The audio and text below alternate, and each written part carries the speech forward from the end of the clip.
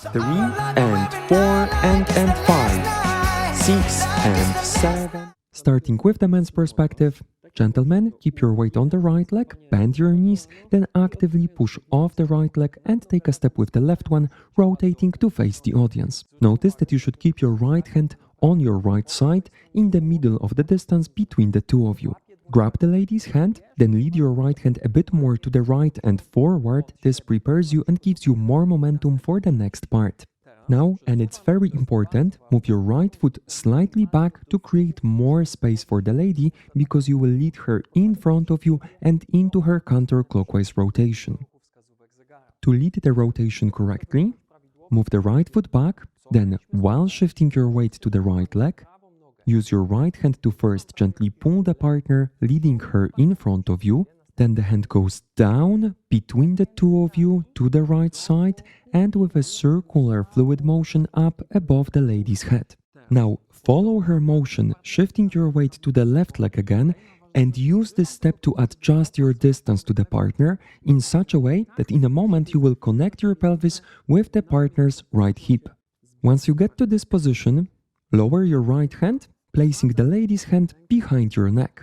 Then let go rather quickly and we will fluidly enter a dynamic dip. Gentlemen, you will have to do a few things at the same time. Notice that your body should be rotated toward the corner of the room, most of your weight should be on the left leg, left knee is also directed to the corner and slightly bent. To enter the dip, bend your left knee more, dynamically bring your right hand down on your right side, don't lean forward, but tilt your upper body to the left.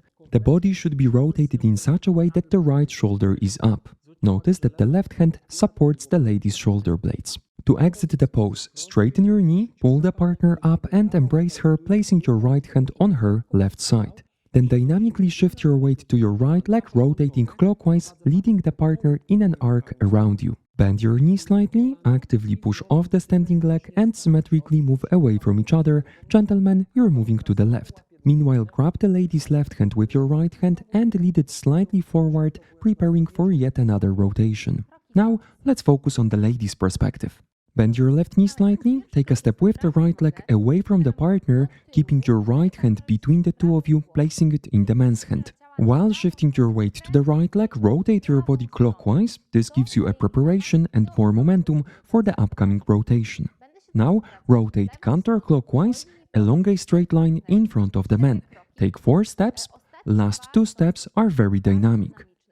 Start with the left leg, right.